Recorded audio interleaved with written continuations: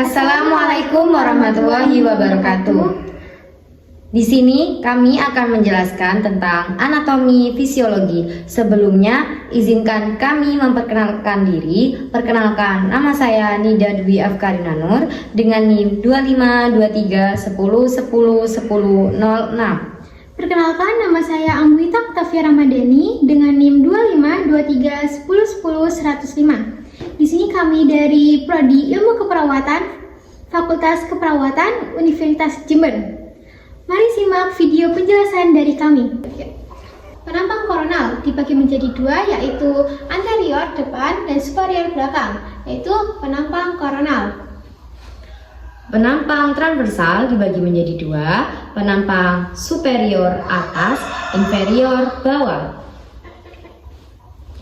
Selanjutnya yaitu penampang sagital. Penampang sagital, pembelahan yang ada di tengah, yaitu dibagi dua, kanan dan kiri.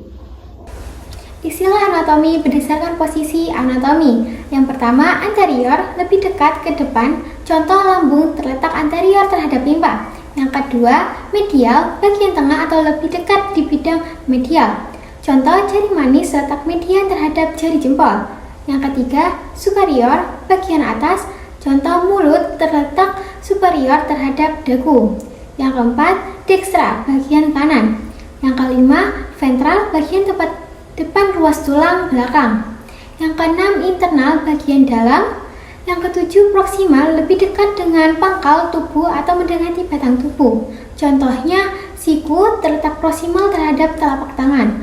Yang kedelapan, parietal, lapisan luar. Yang kesembilan, superficial, dangkal atau lebih dekat ke atau di permukaan. Contohnya, otot kaki terletak superficial dari tulangnya. Yang ke-10, horizontal, bidang datar. Yang ke-11, transversal, potongan melintang. Ke-12, posterior, lebih dekat ke belakang. Contoh, jantung terletak posterior terhadap tulang rusuk.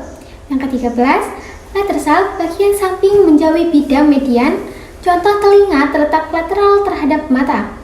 Yang ke-14, inferior, bawah. Contoh, pusat terletak inferior terhadap payudara. Yang kelima, sinistra, bagian kiri. Yang keenam, dorsal, bagian belakang ruas tulang belakang. Yang ke-17, eksterna, bagian luar. Selanjutnya yaitu distal, ujung atau menjauhi batang tubuh. Contohnya pergelangan tangan terletak di distal terhadap siku. Selanjutnya yaitu perifer, pinggir atau tepi. Selanjutnya visceral, lapisan dalam.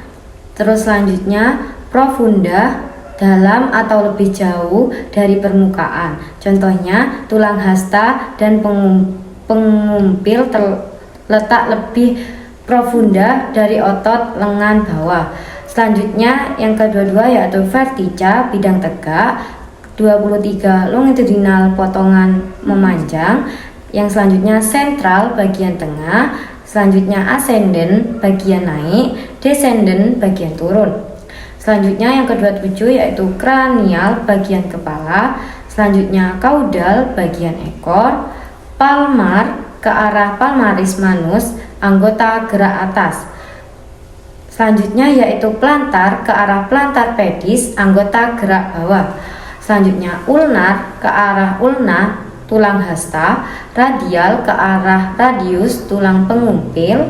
Selanjutnya tibial, ke arah tibia, tulang kering. Dan yang terakhir yaitu fibular, ke arah fibula.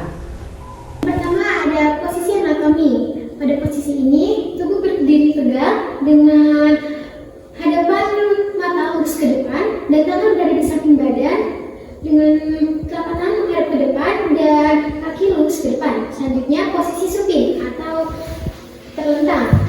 Pada posisi ini tubuh berbaring dengan wajah menghadap ke atas. Selanjutnya posisi prone atau tengkurap.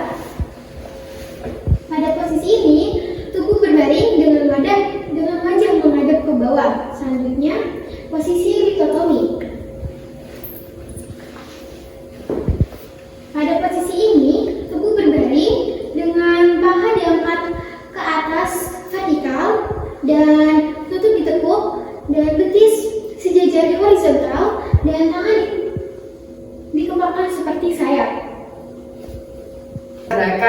Yang pertama, fleksi membengkokkan, ekstensi meluruskan. Selanjutnya, abduksi gerakan mendekati kuku, abduksi gerakan menjauhi tubuh. Rotasi perputaran, sirkumduksi gerakan gabungan dari abduksi, abduksi, abduksi, fleksi, ekstensi. Selanjutnya yaitu elevasi, mengangkat, depresi, menurunkan. Inversi, gerakan memiringkan telapak kaki ke dalam. Inversi, gerakan memiringkan telapak kaki keluar. Selanjutnya yaitu supinasi, gerakan menengadahkan tangan. Pronasi, gerakan menelungkupkan tangan. Selanjutnya yaitu endorotasi, yaitu rotasi ke dalam. Eksorotasi, rotasi keluar. Sumbu atau aksis gerakan. Yang pertama, aksis sagital adalah garis yang memotong bidang gerak sagital dengan bidang gerak transversal. Yang kedua, aksis transversal adalah garis yang memotong bidang gerak frontal dengan bidang gerak transversal.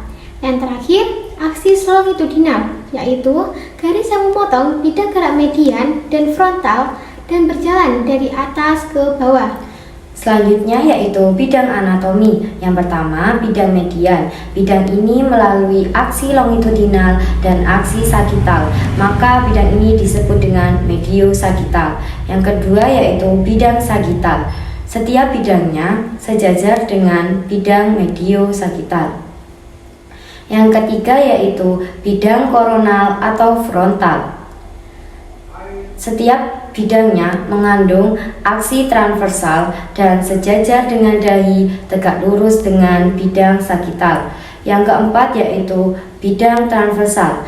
Letaknya tegak lurus dengan bidang sagital dan bidang koronal. Istilah anatomi atau nomenklatur anatomi. Yang pertama yaitu istilah anatomi yang menyatakan bagian tubuh yang menonjol. Yang pertama, Procesius, nama umum untuk tajuk benjolan. Yang kedua, spina, tajuk yang tajam seperti duri. Yang ketiga, tuber, benjolan bulat. Selanjutnya, tuberculum, benjolan bulat yang kecil. Selanjutnya, crista, gerigi tepi. Selanjutnya, pexten, bagian pinggir yang menonjol. Selanjutnya, condylus, benjolan bulat di ujung tulang. Selanjutnya yaitu epicondylus, benjolan pada condylus. Selanjutnya cornu, tanduk, linea, garis. Yang kedua yaitu istilah anatomi yang menyatakan bagian tubuh yang lengkung. Yang pertama yaitu fossa, nama umum, fossula, fossa yang kecil, fovea, fossula yang kecil, foveola, fovea yang kecil, sulcus alur, incisura takik. Terus yang terakhir yaitu istilah anatomi yang menyatakan lubang, saluran, dan ruangan. Yang pertama yaitu foramen, lubang, fissura, celah, apertura, pintu, kanalis, saluran, ductus, pembuluh, meatus, liang, cavum, rongga, dan cellula, ruang kecil. Selanjutnya, rongga-rongga dalam tubuh manusia. Yang pertama, rongga yang terdapat dalam kepala, yaitu ada rongga tengkorak atau cavum cranialis, isinya meliputi otak besar, cerebellum, otak kecil, cerebellum, dan batang otak, brainstem.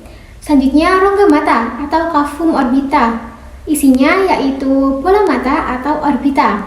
Selanjutnya, rongga hidung atau cavum nasi, isinya yaitu tempat lewatnya udara pernafasan. Selanjutnya, rongga mulut atau cavum oris, isinya lidah dan gigi.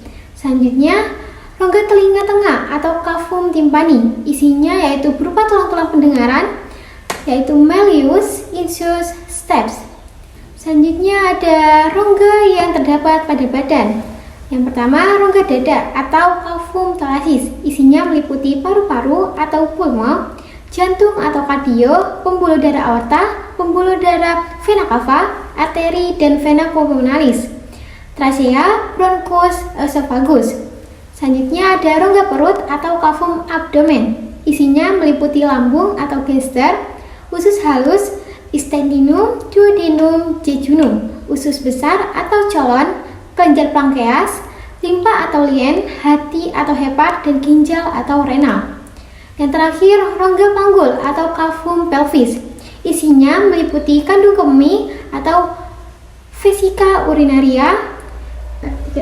Sekian dari kami, mohon maaf apabila ada salah kata atau pengucapan dalam menjelaskan anatomi fisiologi. Dan semoga penjelasan dari kami tentang anatomi fisiologi dapat bermanfaat.